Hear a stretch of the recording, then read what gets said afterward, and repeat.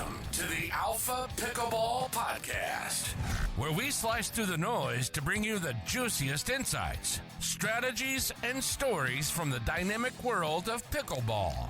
Join us as we serve up engaging conversations with top players, coaches, and enthusiasts, giving you an ace perspective on all things pickleball. Whether you're a seasoned pro or just stepping onto the court, get ready for a volley of knowledge that'll elevate your game to alpha levels. Let the rallies begin. All right, welcome again to the show. I'm your host, Tats. Today's guest is Chuck Taylor, pro pickleball player. I remember watching you back in the day when I first started. It was just, early last year. In your matches, but you've been at this a while, right? When did you first start pickleball? Very first time I played pickleball was in a high school PE class. It was called Racket Sports, and we played pickleball, badminton, tennis. It was all very fun, but they did not teach us pickleball super well. It wasn't until my first tournament that I ever saw dinking or kitchen play. Rude awakening. Were you competitive any other sports? In high school, I played a lot of basketball, actually. And then based off of the PE class, I joined the high school tennis team for a couple years as a junior and senior. But that's mostly it. Badminton was probably my favorite one out of the bunch. Okay. And then, so did you keep playing pickleball or did you drop and come back to it? I played off and on. Like my younger brother and I, he's 2 years younger. We would play a decent amount and with friends and things. But we didn't really know the strategy of pickleball. And I recall after I graduated from college, I went back to live in Washington, saw a group of kind of seniors playing pickleball in the rec center. And I was like, hey, I remember that sport. So I kind of joined up with them and they took me along to events and tournaments and things. So that's kind of how I got back into it after college. Yeah. And at what point did you start to take it more seriously? Yeah, great question. So I was still playing a lot of basketball, and maybe pickleball once a week or so. After I moved to Utah about 8 years ago, I started playing a lot more, I would say. Probably my first nationals was probably a year or two before I moved to Utah, and then continued to play tournaments, but still, that was only like maybe once a month, if that. We play in a tournament. Utah has a great scene. It's grown a lot since I've been here. Yeah. Paint the picture, right? Because, what was it like when 7 or 8 years ago and, you're still competing now? How's it evolved from your point of view?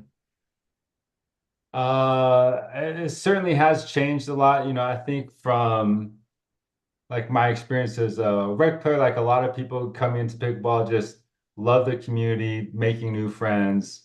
I remember early on, everyone would show up to like the same open gym with indoor rec center, wherever it was, and we'd all kind of mix in. And then as Utah developed more and more courts, public courts, and you get more similar skill level players, you kind of go off and play in your own groups and things like that. And then as far as the game has changed, it certainly got more aggressive. I say that everything has gotten more offensive. So the dinking puts a lot more pressure.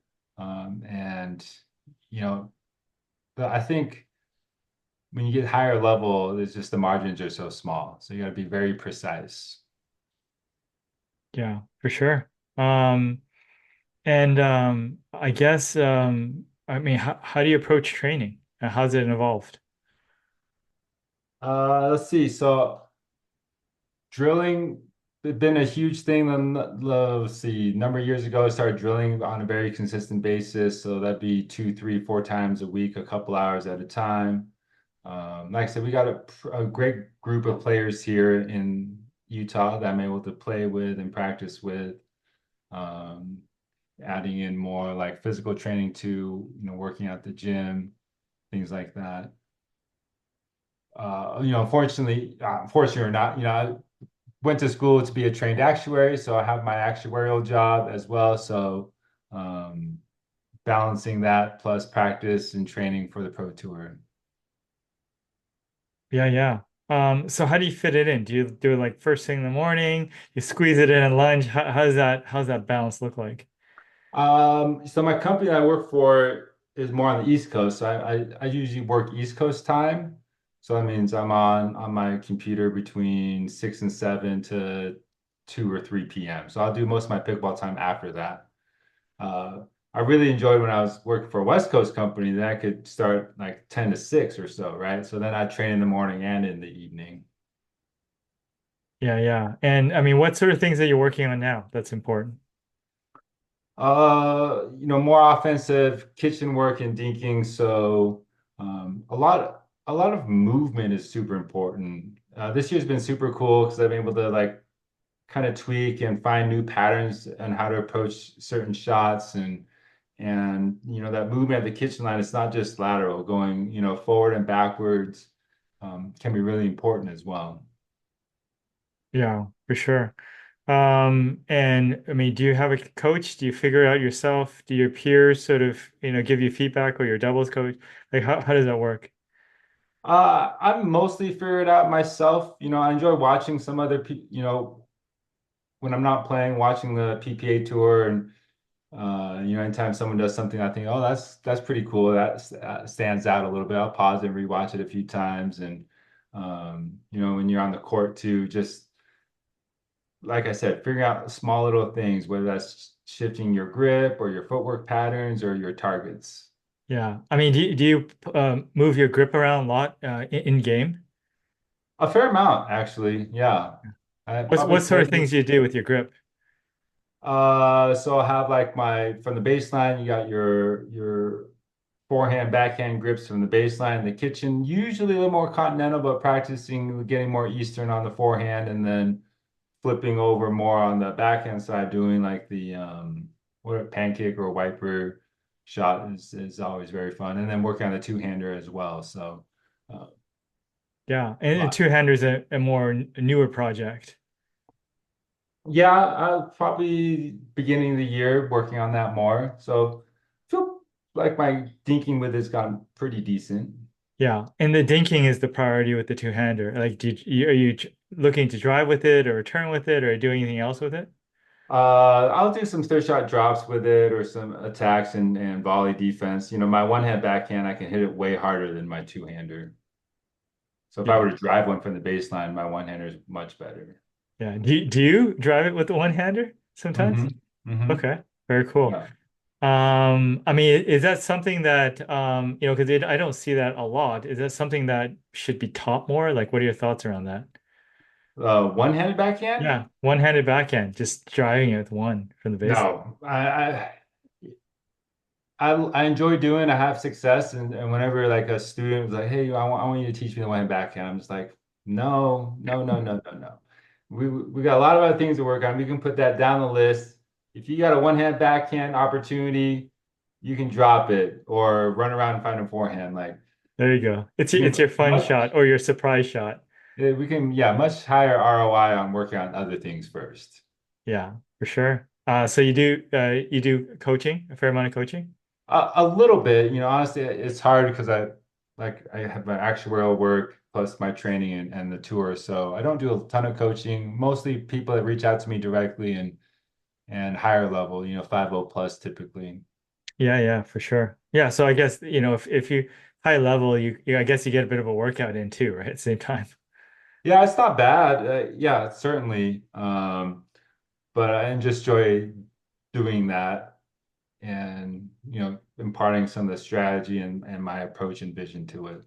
Sure. How about, I mean, I think I saw on the PPA tour you're into your 40s. I mean, how do you deal with conditioning, recovery, all that stuff? Do you have thoughts around that?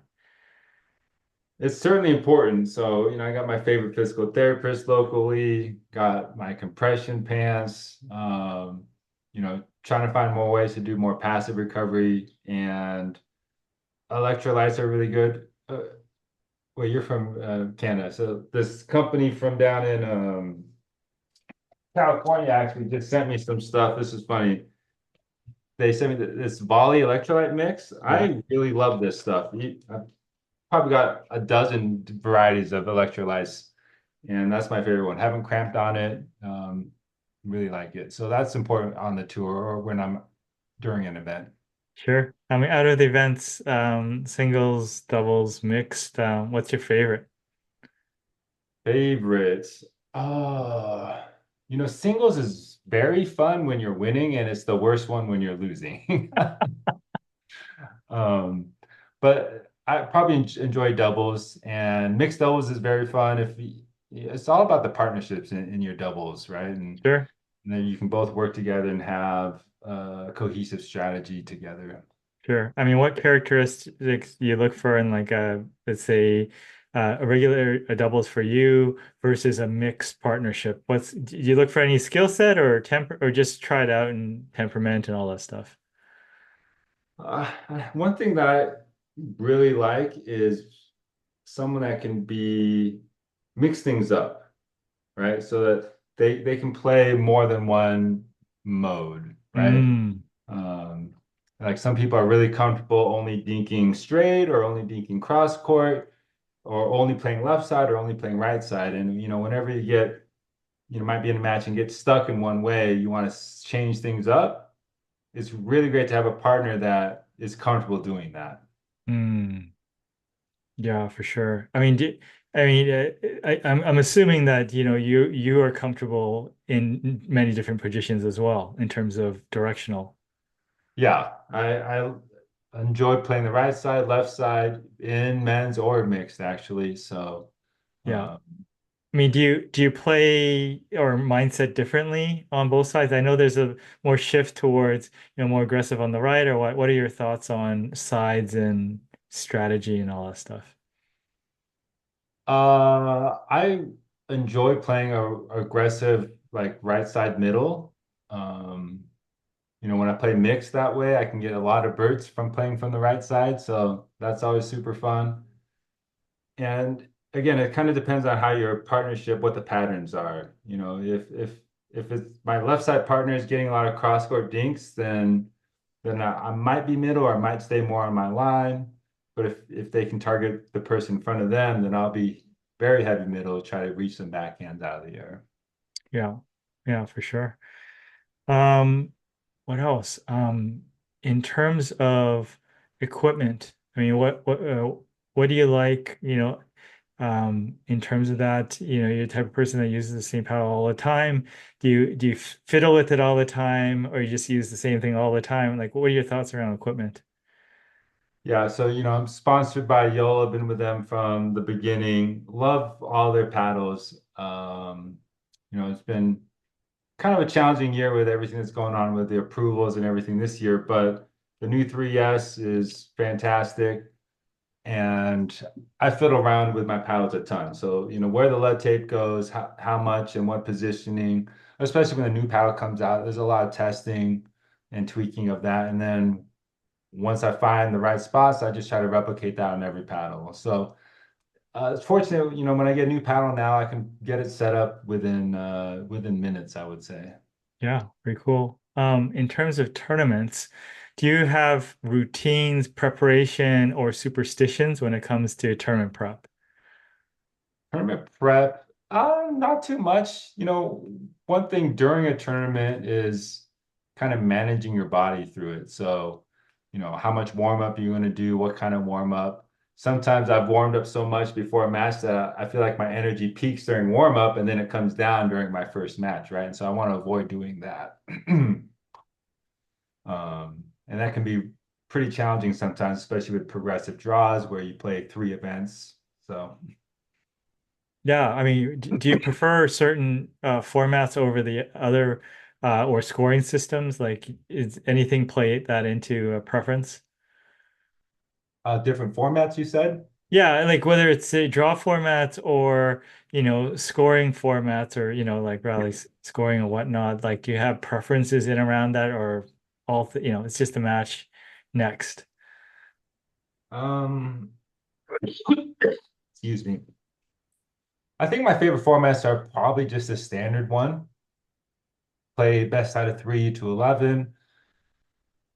It is kind of sad that the back draw is kind of gone for the most part. Some of my best runs have been through the back draw in the past, right? So, um, Like when you go through the back draw, like do people or do you like find that you're like looser, like less to lose, or is it, I don't know, like is it any different? Because like in tennis tournaments, it's single elimination, right? And you don't get that second chance. So when you did the back draw, was there ever like a mindset set shift, or you got warmed up through the first match or whatnot? I don't think there's really a mindset shift, but you just, try to go out there and do your best and perform. And, you're able to maybe string along some wins, and matchups are always super important as well. So, I do find it kind of interesting in the mentality of sometimes if you get to the back draw early and you're able to get a couple wins, and then you play a team that was in the main draw and then lost and came down, you're coming off a win, they're coming off a loss. Who has better energy in that match? Yeah, for sure. Yeah. And then I guess whether you're serving or receiving, do you play differently? Do you play more consistently on one side, more aggressively on the other, or all the same? I would say it's mostly the same, but like I say, you want to not do stupid stuff as much when you're receiving. Like you don't want to give them easy points, right? Like some legends have pulled this off, but I don't know if I would lob on down match point, right? Like it'd have to look really good to do that. Do you like the lob in general? Yeah, I love the lob. I saw you like hitting lob serves. What are your thoughts on that? The lob serve is great, and if you can hit a good one, it bounces very high and it's very slow. Some players just aren't as comfortable with it.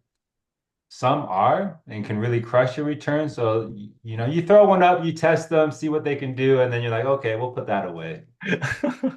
Yeah, I mean, so yeah, so you pulled it out in the match, and then like they start losing control of their depth or something like that, and then you can get to the kitchen or something a little bit easier or something. Yeah, I say a lot of times they will just hit a softer return. Yeah. So then you have a much easier look at the third. Huh. Interesting. Did you practice it, or just you just naturally start to do it? Oh, I practiced it for Yeah. sure because you gotta practice getting it high enough and then still deep in the court. Yeah. Okay. So what are the character okay, high enough and deep enough? Because I saw a video of you doing it a few times, and it looked like you were getting a softer return. Now, being on the other end, how do you handle it? Like, what's the best way? I've had people lob. There was, a indoor facility when, behind the kitchen was like tight, Uh-huh. and they were like lob serving it, and wasn't able to do anything too special with it, right? It was very Yeah. annoying. So, um, as someone that's receiving, what have you seen, coming back at you working well? Working well, I don't know. You got three options. You can Yeah, short hop it. You're yeah, not going to be doing too much with that. So you give them a decent look at a third, but you're able to stay at the baseline and make it to the kitchen. Yeah. yeah. So that's probably maybe the easiest option. Second option is to, let it bounce up and come back down into your strike zone. So it has to drop a little bit. That kind of requires you to be further back in the court. So if there's not much room, like you were saying, you can get pretty cramped. And then the third option is if you can time it and really hit a good shot as the ball is rising off the bounce, and you can really hit an aggressive return and put pressure on the third, that's really good. Uh, That again requires practice, and not all the pros can do that. So So underrated serve. It's an underrated serve. yes, for sure. Now, is there any other things that you do that, kind of are uniquely you, or you've honed in certain ways? I think serving is an underrated shot. So practicing that, there's probably like three or four keys to a good serve, in my opinion, is, first off, where are you standing when you hit your serve? Like towards the middle, towards the left or right of your service box? What's your target? And what are you trying to get at from that target? Like Are you trying to pull them into the middle to open up the outside or keep them wide to open up the middle? Like there's um, Mm. a few different patterns that you can kind of dictate in how you serve and where they're going to return to. Okay, so let's say, you're starting on the right, you serve up the tee, you're just cutting Mhm. off the angles that they can hit to if you go down the middle. Is that Yeah, a so function? if I'm on the right and I stand right in the middle, Yeah. center court, and it's serve it down the tee, that's typically to their backhand, Yes. right? And are they going to hit maybe a weaker return on their backhand? Then I can step in and drive a third as they're trying to come up to the Yeah, kitchen. because it's hard for them to go inside out, Mhm. and whatnot. So you're basically going to have a forehand, and no matter what, you're Yeah, going to have it's going to be sitting there if it comes back to you. That's the idea. yeah. Okay, and then so basically, yeah. So it's like like you said, each serve has a second shot, and you're trying to dictate, the shot to. So if you were to, what are the advantages of going all the way to the outside? I guess you could go sharp angle, but if you went up the middle, what would happen? Like it basically funnels into maybe a different shot that you like, or their weakness from a different angle. So let's see if I hear that right. So if I'm in the same setup, I'm standing in the middle on the right side, and I serve it to their angle and to their forehand, right? So Yeah, then like you if have you to, were, yeah, if you, you're on the right side, you're all the way on the sideline, and then you oh, go on the all the way to, sideline. yeah, sideline, Yeah, I and wouldn't do then, that. yeah, yeah, sideline, you wouldn't want to hit it hard into their forehand, right? That would give them all their angles. That would give them a lot of angles, and that would open you up to a backhand third, is probably my main issue with that. I want to hit every third with my forehand if possible. Yeah, every third with your forehand, Mhm. unless that angle, like I'm a lefty, that angle, produce something that, would lead to a third with the forehand, you may not want to do that, Right. Yeah. right? And Tats, a new pattern that I've worked on and discovered just a couple weeks ago that I really enjoy doing actually is, let's say my goal is to hit the third with my forehand and drive it at the person that just returned it. So they're coming up to the kitchen, right? They're running up. I want to be able to drive it at them. Yeah. Now, if I'm serving cross court, and I won't always be able to get that drive because my partner will be able to, or the angle is right. So I do this like alternating stack when I'm serving, and Okay. so that I always have the drive down the line at the person returning. You always have okay. So walk me through that. So Yeah. where are you serving and which way are you moving? So Yeah, alternating so stack. if I'm serving from the right, Yeah. I want my partner to be on my right side. So then I'll just shift left. And if the return comes in that direction, I can drive it down the line. Got it. So basically, where are you serving then to force that? Right up the Probably, middle? probably up the middle. Yeah. Yeah. Up the middle, and then you slide over, and then you smoke that forehand. Yep. And then your partner, shifted in, maybe looking for something, Yeah. coming in. And it works even better if my partner is really comfortable with shake and bake and they can come up and hit a Shake and volley. bake. Maybe they got a two-hander or Mhm. something. Yeah. Okay. Yeah. And then Very but if cool. I'm serving from the left, it switches. Yeah. Now my partner, instead of being on my right side, is on my left side. Yeah. And so then Okay. I shift over to the right and hit that same forehand down the line. Got it. Got it. No, that makes sense. You just, whoever has the big shot, right, of the Mhm. team, and if you're trying to mix it up and that's the pattern, then whoever has the bigger forehand should take it. Yeah, so it's very fun. It's not something I've ever seen, honestly, is this alternating stack idea when you're serving. So uh, Yeah. follow that Yeah. rule. I mean, within the rules, there's probably a lot of moving around with, that is allowed, right? Hmm. So I haven't seen that, early on I saw a little bit of experimentation. I haven't seen as many now, but I'm wondering, what sort of things people figure out, like you just did along the way. Yeah, it's weird to say, and I probably wasn't the first, but I remember when I was playing some of my early tournaments, like this whole stacking thing. everyone stands off the court, right? No one would start, hardly, no one I saw ever started in the middle. I'm not saying it didn't happen, but I never saw it. And then, so I started with my partners coming from tennis, we're like, well, let's just have someone start in the middle and hand signal where they want to go. Like that's so commonplace now. It was not commonplace when I started. Yeah. And so I just brought that over in my games. Yeah. But I like that idea of using, thinking about, where you serve and what shots they have, and what sort of shots that you're gonna get for your third, whether it's a Mhm. drive or not, because that, materially will affect, how good your transition is, right? Or those first couple of points to dictate the play. Yep. Very cool. I mean, what else have you seen out and about in different teams that you like in terms of what people do in patterns?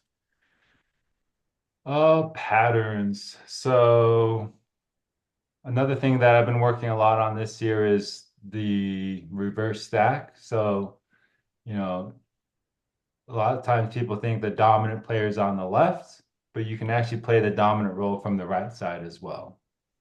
And I think it has a lot of advantages actually doing it that way.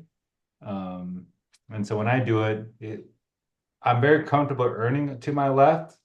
So now I convert to my left instead, right? So I can pressure that and I can reset a dink a lot better when I'm stretched out wide with my forehand versus with my backhand. I just have extra reach because, it's just the biomechanics of the two shots. So, Yeah. So just, um, practicing stacking for different reasons is advantageous. hmm yeah. And it requires some practice because the dinking approach and mechanics is different, but you can just be so aggressive in targeting one person by reverse stacking. Yeah. Very cool. Yeah, I want to touch on something I saw. Um, and I want to ask you, I think one of your interviews, you're talking about, you were adopted when you were young, and one of your Hmm. dreams or things, memorable things is going to Korea and, sort of retouching with some family. And you also said, you want to coach the Korean Olympic team. So tell me about all that stuff. I'm curious, tell me about that. Yeah, so you're right. I was adopted. My younger brother and I were actually adopted from Korea, out of like an orphanage when we were like 2 and 4. Yeah.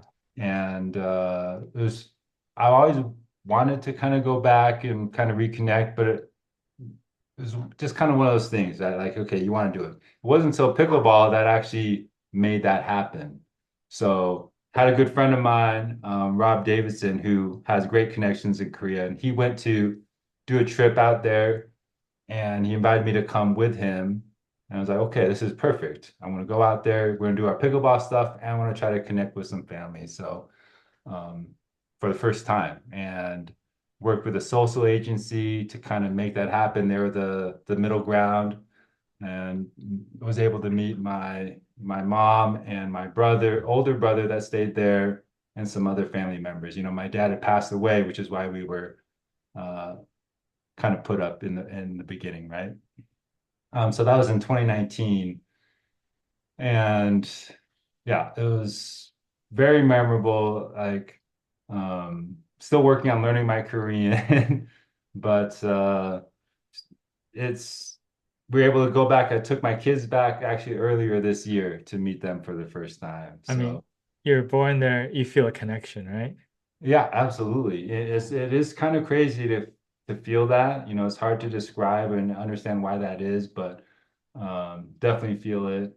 And I still try to claim that I'm the number one born Korean pickleball player. We'll see how long that lasts. There's great talent coming up there, and I know some in the US too. So Yeah, for sure. Yeah, no, I understand. I mean, I was 3 when I came to Japan, from Japan, and although I speak, Japanese to my parents, I mean, when I'm back there, I just definitely feel something different with that. So I sort of understand what you're talking about.